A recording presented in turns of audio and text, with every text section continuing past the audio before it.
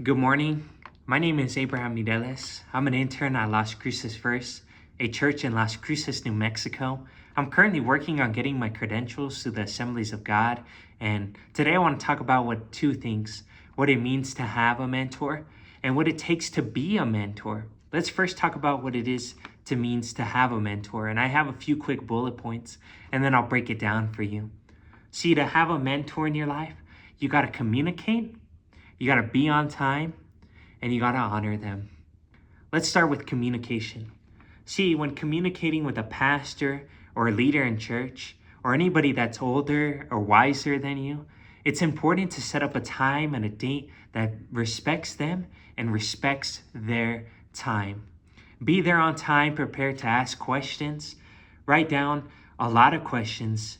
It's good to have multiple questions. Write down notes and seek wisdom from them. Maybe ask them, hey, can I record you? I just want to keep this in my voice memos just in case if I forget anything. And they'll encourage you. They'll be like, you're more than welcome to.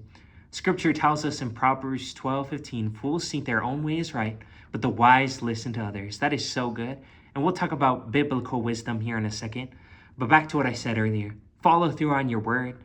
If the meeting's at 2 p.m., be ready and waiting for your mentor at said location at 1:55. An old saying goes like this: if you're early, you're on time. And if you're on time, you're late. And if you're late, you're fired. I just remember hearing that from my dad and a teacher before. It shows whoever's mentoring you, you're serious about the call and you actually want to be there. And it shows them you honor them. And that leads me to my next point. Honor your mentor with your time, your talents, and your giving. That's super important. Maybe get your mentor something they really like, or be willing to take them out to their favorite restaurant for a meeting that you guys have, or buy them a coffee or buy them a soda. It's important to get to know your mentor outside of just ministry, and to get to know them, their family, things that they love and enjoy.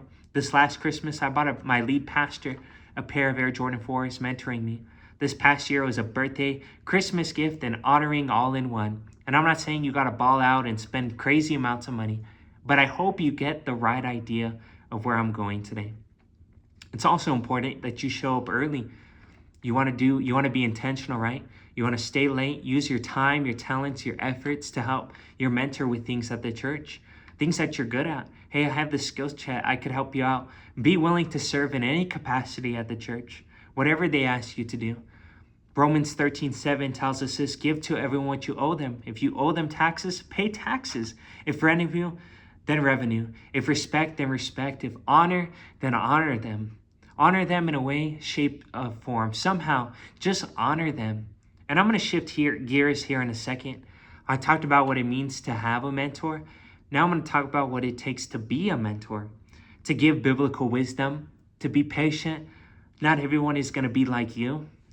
To champion and to give opportunities, to lead. Always give opportunities to lead. It's super important to give opportunities to lead. And I'll break that down here in a second. But like I said earlier, giving biblical wisdom. As iron sharpens iron, so one person sharpens another. Proverbs 27:17. As iron sharpens one person, iron sharpens another. Proverbs 27:17. You're sharpening that young person. You're mentoring them, giving them biblical wisdom. Share them the knowledge that you know. Maybe you're facing a hardship or a sin in their life and they don't understand what's going on. Give them a spiritual leadership book that's helped them, that's going to help them and it's helped you through a similar hard time. Now here's my second point of being a mentor. Be patient. Scripture tells us love is patient. Love is kind. Love does not envy.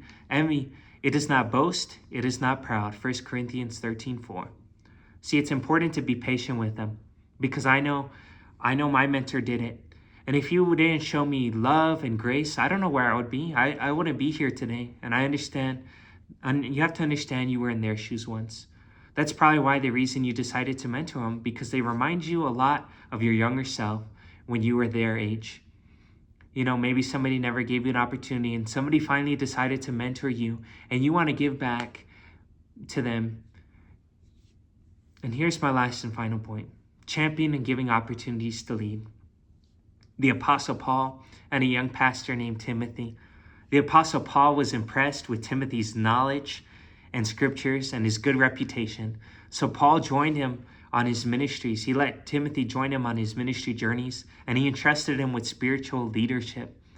And a good mentor would do what he did to Timothy. He gave him opportunities to spread his wings and to fly like an eagle. I know that's a silly repetition, but he let him go. He was no longer a baby spiritually. He was a leader.